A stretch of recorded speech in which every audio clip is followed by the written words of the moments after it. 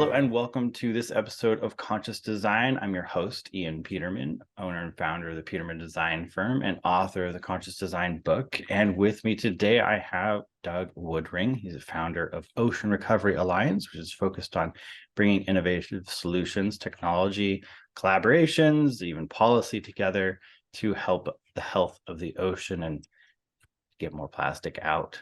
Welcome to the show. Thank you, Ian. Nice to be here. Yeah, I'm excited. This is as you have spent a lot of time working on this is a large issue that we need to address. Stepping us a little bit back though, what was your kind of spark that said, yeah, let me get into fixing the ocean? Well, good question, because it's a big thing, as you said. And I'm glad you said the ocean, because some people say oceans, and when you think about it, there's actually only one body of water. And we just name it different. We name the regions, different, but by calling it ocean, we all have stewardship for it. We all own it. If you say oceans and you say, oh, well, that ocean over there, it's not mine. So, I don't really need to worry about that one. Someone else will do that. So I think it's a psychological thing. Even people have been, including us, hoping to get the UN to even change that wording, because ocean is more powerful in terms of ownership and pride for the water that we're trying to protect. So I got inspired two ways. One was sort of through a negative channel, and in some aspect, I worked in Japan right after university, and I was one of the first foreigners working in the biggest fishing company in Japan, or one of them. And I didn't see anything bad, but I just learned so much about how much we all take out of the ocean in the fishing industry, all countries. And we as consumers who want choices and different types of exotic fish and seafood don't really realize the impact that all of the catching and the production and all of that has on our ocean ecosystem. So in my heart, in my head, I said, someday when I get older and have the angle, I want to be able to slow this down and do something to raise awareness about it. So we still do work on overfishing issues. I live in Asia. I've been based in Hong Kong for almost more than 25 years. And so that is a big issue in that part of the world, overfishing, shark fin, different ecosystem, dolphins, pink dolphins. But primarily we work on plastic. And I got the inspiration on that one. Among other things, I do a lot of water sports. I organize open water swim races and outrigger canoe racing. But I was diving in Palau, which is in the middle of the Pacific, and there's no big land masses anywhere nearby. And I found plastic suspended in the water column at 20 meters down, that's 60 feet, in crystal clear, perfect blue water.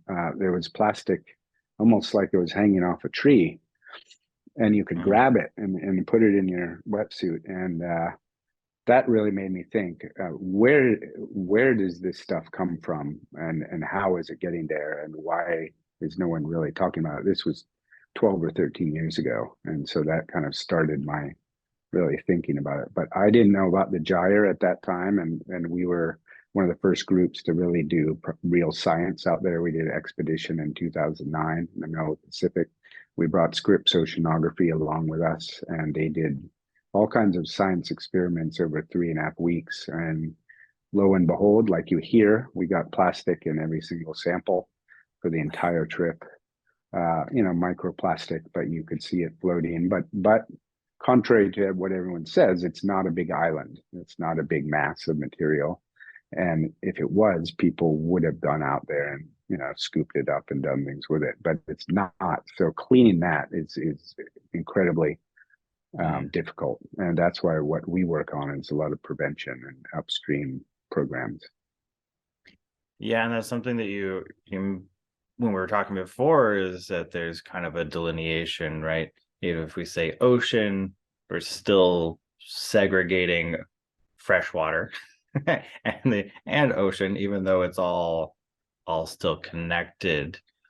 Kind of I guess on that, what have you done? You've been working on trying to bridge that gap and say, hey, we're we're working on two sides of the coin here. How has that evolved as you've gone through that process of this project? Right. So that's a good point. So, interestingly, a lot of the scientists and ecologists and people who work on ocean issues, whether it's acidification, coral bleaching, animal species, they all study in saltwater environments. Then you go to an ocean conference, it's all about saltwater environment. When you go to a water conference, it's usually all about freshwater, and that could be desertification, damming, wells, drinking water, agriculture, but it's not about the ocean. And the two groups, fresh and salt, but we rarely ever connect. But in fact, of course, we all know that the pollution that comes out of any river or waterway goes into the ocean, unless it might go into a lake. And people used to say the solution to dilution is pollution. So you dilute it. The ocean is so big to fail. Like the big banks were too big to fail in the economic crisis. The ocean was too big to fail. If it goes out, it spreads out, it doesn't harm anyone, and it's gone, and we don't have to worry. Well, now we realize that's not the case. The population of the world is expanding quickly. And a lot of the plastic, most of the plastic that gets into the ocean comes from waterways and storm drains, especially in countries that don't have proper, which is most countries, facilities and capacities and infrastructure and spending on waste containment, if you want to just call it containment, to not let it bleed. So if you think of the river systems as arteries, think of the ocean as the heart, and think of plastic as cholesterol. It's easier to catch the cholesterol when it goes to the arteries before it gets to the heart, because it's going downstream and there's two river banks or creek banks, whatever. But that's really where we can get a lot of this stuff that's bleeding from our landscape, especially when there's big rains and water events, which a lot of the world has. So we created an app years ago called Global Alert. It's in Spanish and English. It was partly funded by the World Bank, and it lets everyone in the world, in any watershed, report trash hotspots, much like Waze for traffic. Hotspot meaning a lot of garbage, not one candy wrapper, because Right. a mayor or a minister of tourism or a minister of waters isn't going to go get a truck and go pick up the candy wrapper. But people would mobilize to do cleanups, either one-offs or regular events to clean up, the rivers or waterways or coastlines. And what we really want to do is put in booms, nets, and catchment devices. And this discussion about rivers and booms and catchments really only started getting more publicity in the last couple of years, when the ocean cleanup has been happening, and they realized the stuff they're doing in the ocean wasn't really working, and they moved into the rivers. But they're just in the big tributaries. But you have to think of the millions of smaller tributaries that come out of our communities, and those all can be effectively managed in a better way. When you do that, then you build trust in the community. Just taking the surface layer of trash off a waterway really changes the dynamic. It's like repainting a house and fixing the windows, what they call the broken windows theory. The community and the neighborhood then becomes proud of their ownership of their property, the space. They don't graffiti things and throw things through the windows again. Same with the river. Once you clean it, you can say, do not put your stuff in there, and people don't want to be the first to throw a garbage bag or let stuff get back in there. And that Mm. builds trust in that environment. Yeah, you don't want to be the one to ruin it, but if it's already ruined, then It's clearly already nobody ruined. cares, So right? so we did this project in Cambodia. We cleaned one of the rivers a year and a half ago. The monks, it was right across from a monastery, and the monks were standing on the side just smiling, because they had tried to tell people not to throw their garbage in the river, but people, as you said, didn't even believe the monks, didn't trust them, because it was all dirty. So there's no reason not to do it. As soon as it was clean, they said, you will have bad karma if you put that in the water. And that means a lot, especially in the Buddhist communities. And people really then took pride of that waterway. In fact, the government, after 1 week, said, we're going to put a fine now on anyone who puts a garbage bag on the water side of the road. There's roads on each side of the river. And of course, if your garbage bag is on the river side and the rain comes or the wind, it will go right in the water. So they Right. fined people, but they didn't do that until it was cleaned initially to have a baseline starting point. Right. It wasn't worth maintaining if it was since it wasn't maintained. Kind of. Right. It Yeah. took someone else to come in and motivate the village chiefs and the fishermen, which is what we did with our global alert app. It was a pretty neat story. Oh, that's awesome. And kind of this all ties in. Love to talk about, you mentioned a little bit on circular economy trends, right? And how we're a lot of things can be local, especially stuff that's super easy to recycle, metals, glass, but plastic is such a huge, it's a global thing. And you mentioned a little bit like countries, we try to like not let it go out, right? We try to not let it go out of the ocean, but that just means you're containing it. It doesn't you're now going to have what blocks of of useless plastic heaped up.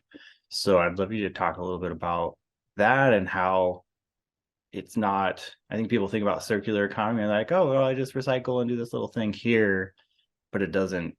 There's other things that need to be a little bit more global, and I think this plastic one is something to really think about from an infrastructure standpoint. Of these smaller countries, they don't have the financial position to build all the infrastructure to do do something. If they sequester it, it's still Right. waste. Right. That's exactly a great point. And since you're in design and innovation area, this is a whole thing that we think needs to be readdressed, unfortunately, which is the recycling infrastructure around the world. Unfortunately, because um, in the last many decades, recycling, particularly for plastic, hasn't been so great. Even in the US, our plastic bottles, which are the easiest thing to recycle, uh, is only at 28% of the total production. That's because some states have bottle bills, which means you get a refund or rebate on your bottles. And in those states, the recovery rate of the bottles is 75 to 95%. In the states Oh that wow. don't have those bills, where there's no incentive, the recovery rate is under 20%, or it can be. And so if we, the US, can't even do this, the right way, in the past, the waste management systems were set up basically to handle your waste streams, which is paper, glass, metal, and food. Plastic came along decades back, and the whole systems and even the machinery and equipment wasn't really set up to handle all of the thin films and flexible packaging that gums up the machines and the sorting systems. Mm, So when you go to the circular economy, back to the recycling. So a lot of the environmental world now says recycling doesn't work, hasn't worked. It's a big scam.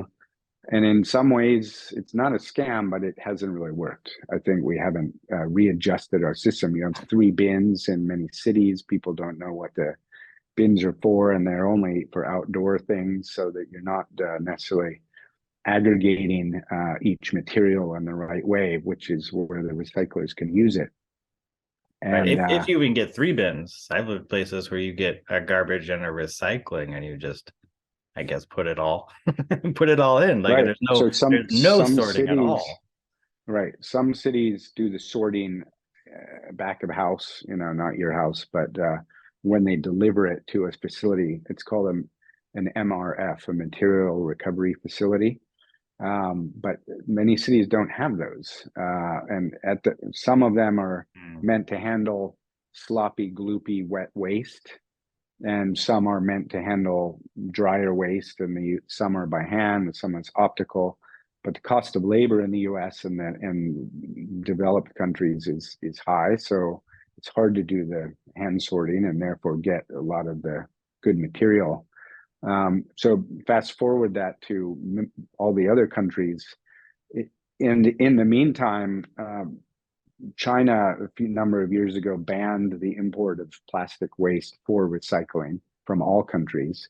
And that sent a shockwave through the world because the US and Europe and even Japan were all capturing their material through these bins and the recycling programs, but we weren't processing it on shore very much. We were sending it to Okay. someone else to do the final sorting and the final economies of scale, cleaning and processing.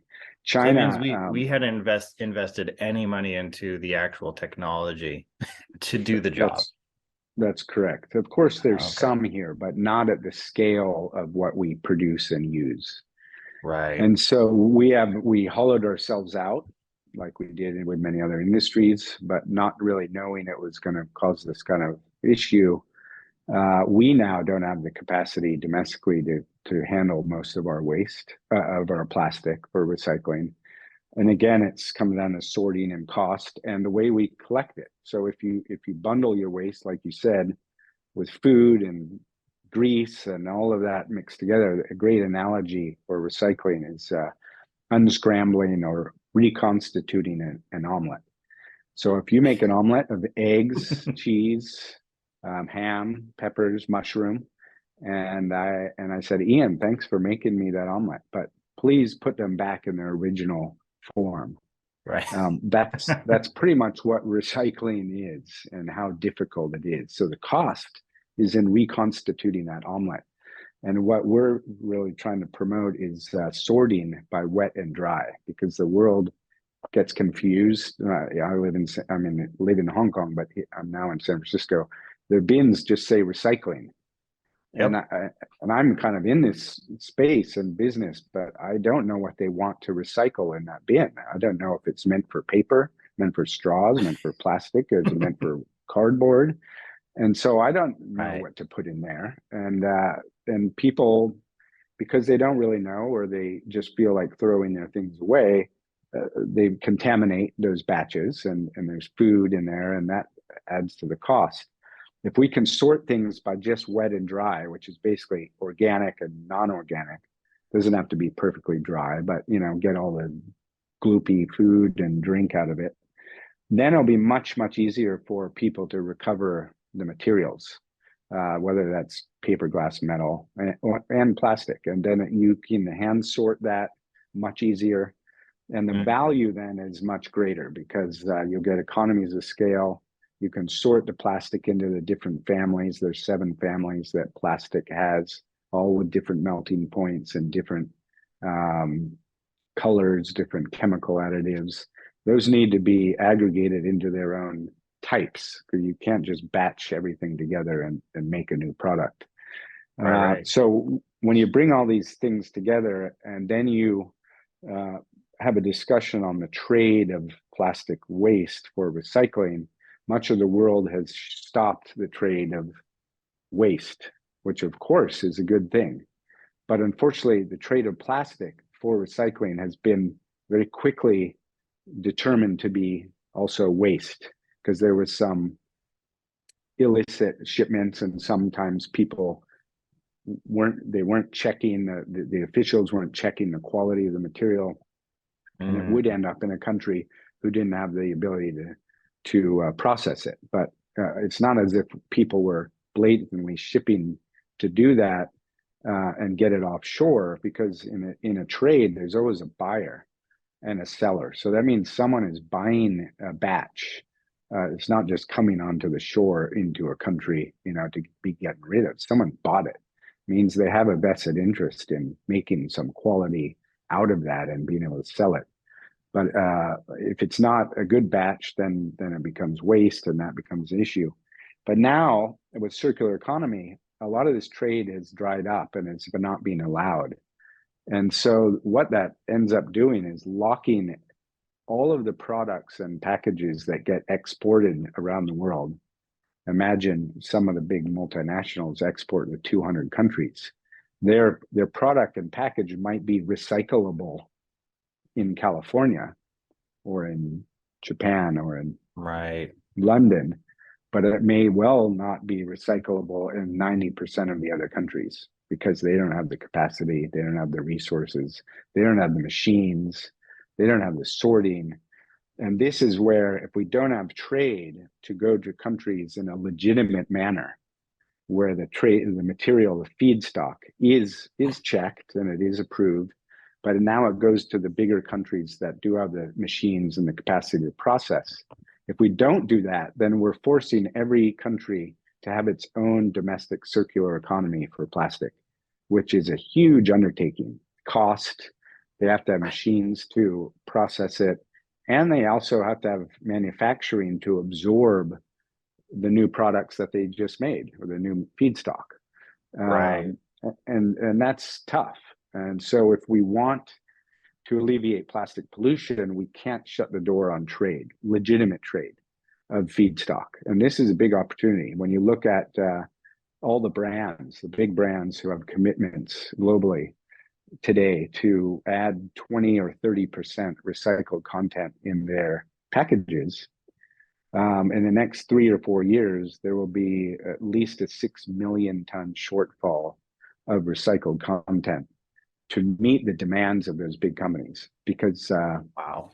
they can't get their hands on it today. So talk about design and innovation and opportunity. This is a big one. Hey, it's Ian here. So glad you're enjoying this episode of Conscious Design. If you want the full scoop on conscious design, what it is, how we do it, how you can do it, then check out our book. We wrote it so creative entrepreneurs like you can code social and environmental responsibility right into your brand's DNA. You can download the first chapter for free. Link is in the description.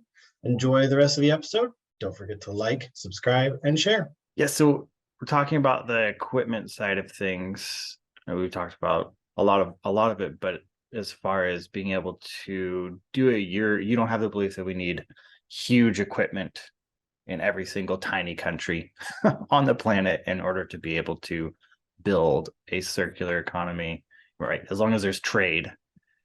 So what is your Right. goal? So How your approach to those small countries?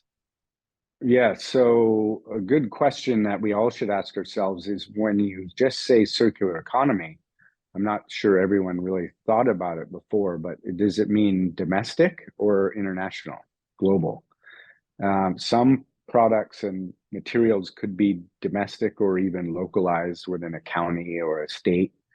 But in other cases, like plastic, unless we make it global, we're going to need every single country to have their own capacities and machinery and equipment. And that might happen in 30 years, but it's not going to happen that quickly for sure. And so what we don't need in all of these countries is giant, big processing plants, like a big city of New York or London or, Tokyo might have. Waste is distributed. It's in every village, every town, every community. And if you were going to only put one big plant in a small country, you'd need to ship by truck or barge or something all of the waste from all over the country and communities into that one machine. And that's not very effective for many, many reasons. But what we do need is thousands of smaller machines to let communities get into the value chain of recycling. Again, I'm talking about plastic, but when you start doing this and plastic is the main focus, and you're sorting things, of course, you will, in localized sorting, you will get paper and glass and metal, and if those are valuable in that country, you can do that, even organics.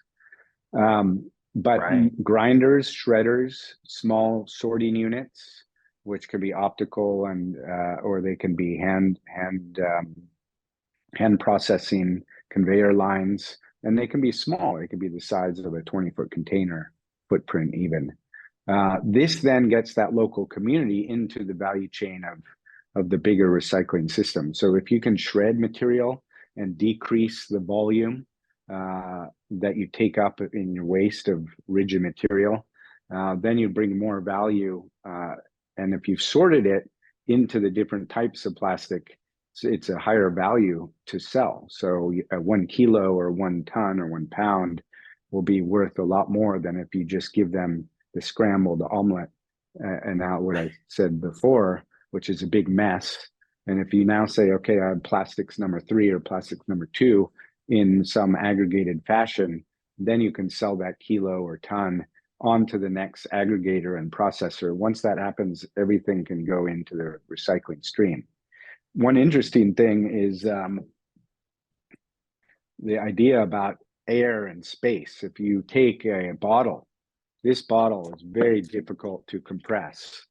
So basically, you have packaged air in your waste system, taking up this entire space. The weight of this is very small. So if you just fill a truckload of this, you're going to only get a value of a few $100s because basically you've got too much air and space and it's not compressed. If you have shredders and grinders in your town or community, you can densify this and basically get the air out. And that's what we should be thinking about, get the air out, at least for the rigids. Once you get the air out, we've done studies, you can save 8 to 9 times the amount of material, or put it the other way, you could have one truck taking 8 or 9 times more material in one shipment to the next place. So if a ton of PET bottles, 1 ton is about 40,000 normal bottles, not the size I just showed you, drink bottles. 40,000, and that's maybe worth, say, $500 in today's market, unprocessed, fairly unprocessed. If you compress that and or shred it, and you put 8 or 9 times that amount on the same truck, you then have a value of $4,500, and only one truck. That means 9 times less traffic, 9 times less diesel, 9 times less bad roads and bad tires and pollution that goes along with moving all that stuff around. And that's something that people don't even really talk about today. So a few of these pretty simple changes in thinking of sorting and getting the machinery out there, the smaller scale machinery, will create jobs. We'll get all of that localized waste into the recycling stream in a much more effective manner than what's happening today. And then we need the trade to get to the guys who have the bigger machinery equipment to do it. If we leave it to everyone to do themselves, you will have more illegal dumping, more open pit burning, and that's more into our rivers. And that's what we have today, which we don't want to have anymore. Right. Well, and I love the idea of it, because right now, where you ship a product out to some country that doesn't have it, right now they just have trash. But if you install this, like you say, you're putting them into this value chain, so now it becomes valuable. It becomes something that can actually help their economy, instead of being something that they have to secretly burn so that other people don't say they're bad, right? I mean, that's kind of the thing, is there's a lot of like shame, right? Oh, well, why are you doing that? Well, there's nothing else to do with it. There's no way for them to try to process it, and like you said, if there's no trade, well, then it basically is, then there's no value. There's zero value to it, even though it is very valuable. It's still a material, right? It's still a recyclable material that we can absolutely use. We've cut off that part of it, so now it has no value. So I think that would be a great approach to. Yes, and this is where there'll be money to be made in these smaller size, localized machinery and equipment processing capacities. Of course, that means a lot of people need to start selling them and exporting them and getting them into local markets. Some can be made locally, of course, once the right system is designed, that is easy for people to use, easy to maintain. But it doesn't, sometimes it's not high tech, and that's one reason why it's also gotten maybe glossed over or forgotten, because trash and waste is not really sexy.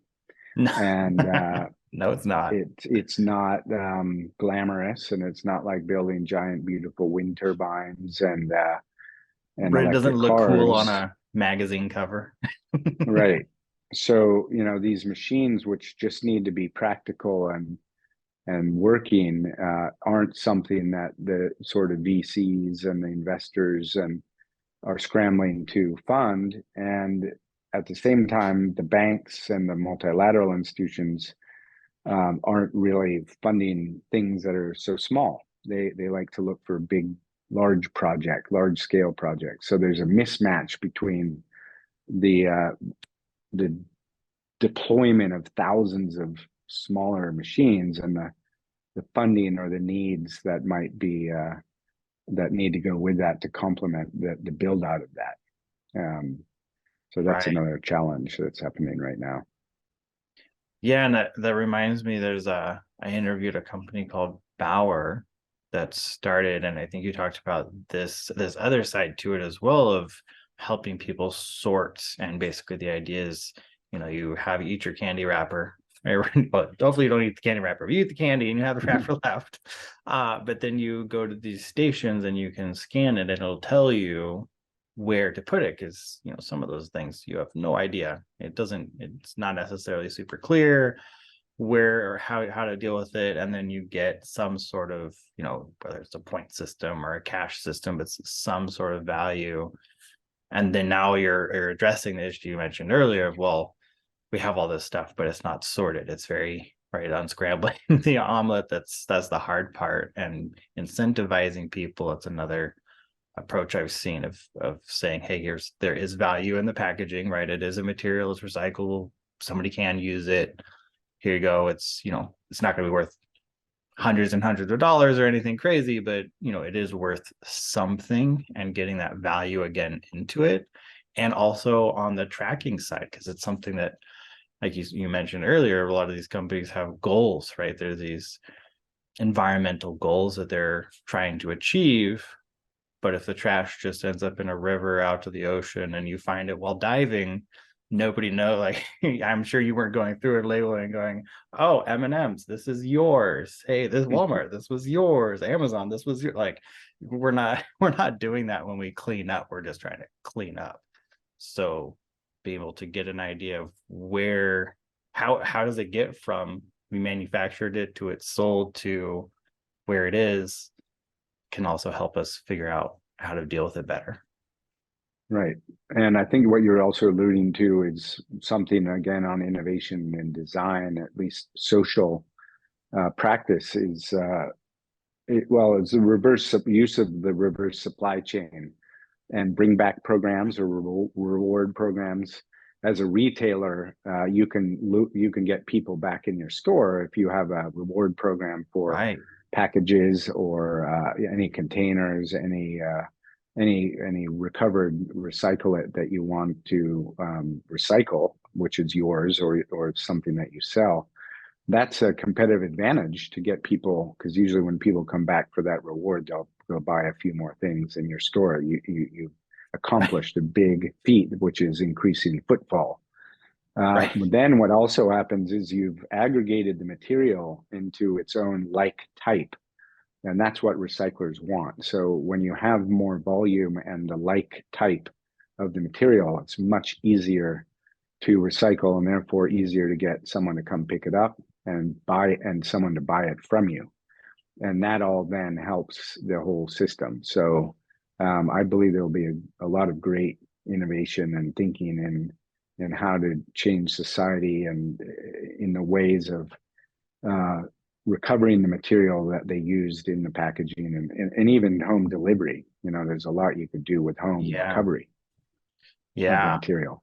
Home pickup, reverse side. Right. When I love you mentioned the social aspect, right? Because I feel like, especially even in places, states that allow you to recycle your bottles, there's still quite a bit of stigma. Like, it's the bums who go do that. It's usually tucked away in the dirty area. Like, it's just not, it's not something that you see people in suits or dressed nicely or drive fancy cars do. It's not something that's really accepted in general society. There's like pockets of people that do it because there's cash value, but it's not this socially accepted positive Right. cool to do thing, right? Right. It's not a there's not that social yes paired with it. Right. Well, that's what easily could change if people did it. People, meaning the retailers or the brands, did it in the right way. There's a huge PR opportunity for the ones who get this right. We've been working on a couple of programs like this in different countries that haven't got started because of different reasons in the brand and the retailer. But once that's shown to really work well, then there'll be copycats and the whole, it's like pushing the snowball down the hill. It will start to get gravity, but no one's done it really well or the right way in my view yet to get that gravity. But some programs are out there and they're working, but within their, specific type or product. And some things are easier, a piece of clothing, bringing back or bigger bottles is easier maybe than candy wrappers, but there's Right. still ways to actually, if you're creative, get a lot of things back in their sorted form, which means that they're more aggregated in their material types. And yeah, that's in some countries that will be easier to do than others. In some places, it will be super effective because that bit of value will mean, like you said, might mean more to a bigger population who's not as developed as other countries where they don't have time and they're fairly well off. They don't feel the need to get some rewards for spending time to sort things out of their house and having them picked up. Right. Well, and this kind of leads me into the last big thing I really wanted to talk to you about, which was the plastic footprint project that you've been working on. And it's been a while. You're ahead of the curve often, but this is something that companies are wanting to. Not really. I don't know how much they want to, but they're being dragged into tracking. Right? We have carbon footprint tracking. We've kind of gotten used to that. Companies are doing that. There's a lot of resources put towards that, and you guys have developed a plastic footprint process. I'd love you to talk about that and where you're taking that. Sure. So, as you said, we were a bit of the head of the curve on that. We announced the Plastic Disclosure Project, that's the name, PDP, modeled after the Carbon Disclosure Project in 2010. We announced that at the Clinton Global Initiative, and we were probably 9 years too early because there wasn't a terminology of circular economy then, and plastic wasn't as big an issue, so companies didn't feel the need to know what they have and reuse and recover. So our methodology is like putting a mirror up to your face and looking at what you do. How much do you make? How much do you recover? Do you know where it goes if it's being recycled? Do you really truly know what the contractors are doing when they take it away? Are you using recycled content in your products and packages? If not, why not? Particularly for government and large companies who have tenders or big purchase orders for 1,000 chairs, 1,000 desks. They could put right in the specs that we want these products to have 10%, 20%, 30% recycled content in them if there's plastic.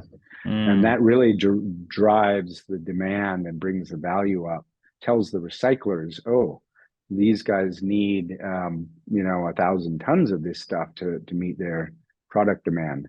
And that's the pull we need in the system.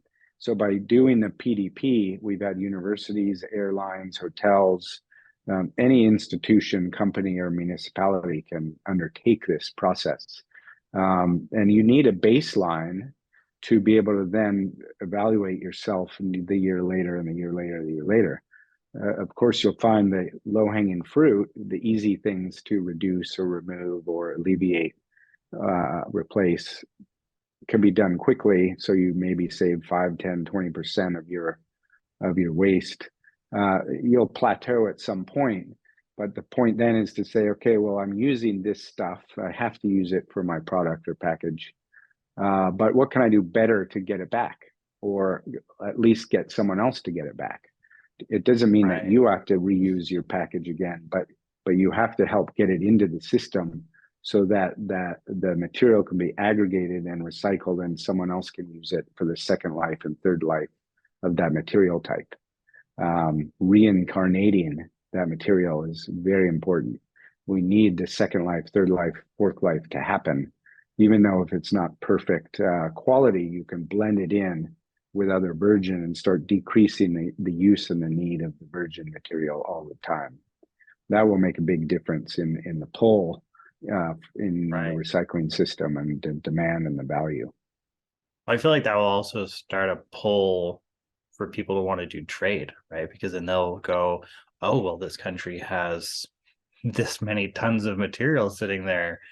We need it because we can't improve anymore. We plateaued. We need another source. And I feel like it'll start to pull those in, Right. and start to open up trade Especially possibilities and when interest. you know the feedstock types and how to qualify and again, aggregating and economies of scale are important. So when a Right. company looks at themselves in the mirror, does the PDP, we've had airlines, they looked at it and said, wow, we use, and this was in the days of magazines, and the magazine packaging was a very thick plastic wrapper around every single magazine in every single seat of an airplane. Now, that might I not remember seem that. like much, but when you add it together on thousands of flights, that's a lot of weight. It's a lot of need for Right. extra fuel. It's a lot of disposal, effort, cost, everything, cost of just buying the package in the first place. And they got rid of them, just from doing this analysis. They said they got rid of all those packages on the outside of the magazine. Same with blankets on the airplane and the blanket packages. Of course, the food and utensils is a ongoing issue, with airlines. Hotels, a lot of Right. them have had single-use amenities, soaps and shampoos and things, lotions, and a lot of them, the hotels now have the pumps and the bulk product in the bathroom, so you don't have all those small pieces. Some people would like to take them home, but as soon as you send those out into the world, they will never get recovered and recycled again. No, they get Um, thrown into that one bin you have, and then maybe maybe if if you're they do lucky. that, and then somebody has to deal with sorting it again later. Yeah. Right, right. So it's great. During COVID last year, we were working with the UN in Bangkok, and we were training 20 companies, 10 in Thailand, 10 in Malaysia, and 2 municipalities on doing the plastic footprint analysis. And it's Amazing. not burdensome. Where there's a fine line between hitting someone on the head and saying, we want you to know every single piece of product you have in your whole retail outlet. That's a big lift, but you can start people down the road by saying, well, if you're a hotel chain with 800 properties, why don't you start with 2 properties, or one state or one county, and see what their metrics are, and then you can decide how to move that to the other ones. If you're a retailer or brand owner, you start with one product line and one product, and do some analysis on that, and then you can expand out. The point is, we're not trying to say don't use plastic, because you need it inevitably for so many things. But the point is, can we use less virgin? Can we use more recycled content, maybe more biomaterial, and at least make there less waste at the end of the first life of use? How do you get it into the second life and the third life with that material? That's the challenge. Right. Well, and I love you said, start with one product line or one thing, because I think there's a lot of like, well, do it all. and it instantly becomes overwhelming, and then small companies, small countries, small counties, towns, they go, well, that's a lot, we'll just not do anything. And so I think Right. it's really important to point out, like, these baby steps are okay, as long as we're keep taking them. You got to keep going, but it's okay to have those baby steps, and it will add up, just like those magazine Well, bags. yeah, I mean, that's the impact. And the thing is, when we found already in Malaysia and Thailand, when you did this and the company management was behind it and the employees started to know that this methodology was happening and people were counting, so they'd go to different departments. What do you have? What do you have? What do you use? And people started to realize, and then they all got engaged and they said, oh, we could reduce that. Oh, in my department, we can reduce that. Oh, we should have this. And it's amazing to see that snowball pushing over the hill does get its momentum once you just start that one little journey. So that's why I have no problem starting with one piece, because I know that it will expand quickly once people start knowing what's going on. Right. The rest will come. They like it. Yeah. Amazing. Well, I really appreciated you taking the time to talk with me. Just in wrapping up, is there anything you want to share, or especially let people know how to find you guys, be able to be part of this PDP, things like that? Right. So we have a separate website, the plasticdisclosure.org, for the PDP. Global Alert is the app that allows for community reporting of trash hotspots. That's on both app stores, as I said before, in Spanish as well as English.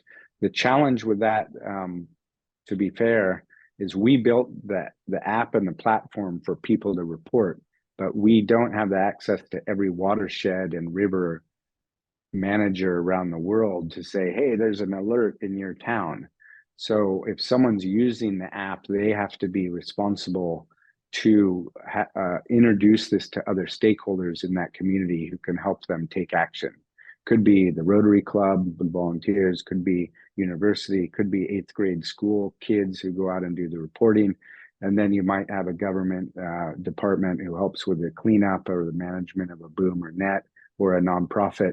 But you need a couple of those things to be put together. Once they know that there's some reporting going on, you don't need everyone to use the app. Even a couple people in one creek and river zone is enough, a couple times a month, to get more data.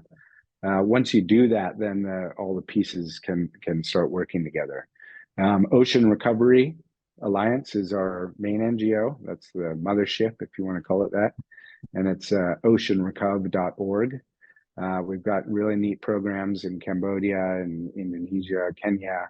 All of our programs are meant to be replicated. And so we're always looking for some funding, but also like-minded thinking people we can trust and work with in one of these areas that can take our programs and use them again. Quick example, we made a play. We wrote a play about recycling using a rooster as the main character, called Uncle Roo, the recycling rooster. And we call this eco-repetition when the rooster crows, because every morning he's repeating his crow, cuckoo, cuckoo. And when the kids understand that the rooster in the play is talking about recycling and sorting your waste, if it's done in an inspiring way, when the kid hears the rooster the next day, the next week, he'll remember, oh, mom, uncle, I have to go recycle my waste because I heard the rooster. And so this play it links into nature as to become the messenger. And we have it in 8 languages already. So again, anyone who's got a theater group or a youth group who could perform it, we can give it to them and they can do some shows in the area. It's a great story. That's awesome. I love that idea. Amazing. Well, again, I really appreciate your time. You're doing some amazing work. It's a huge undertaking, but somebody needs to be doing it. So I'm glad you guys are doing everything you guys are doing, and we'll definitely be sharing this. Excited to have this episode go live, and yeah, appreciate it. Thank you very much for your time, Ian. We look forward to sharing too. So let's keep in touch.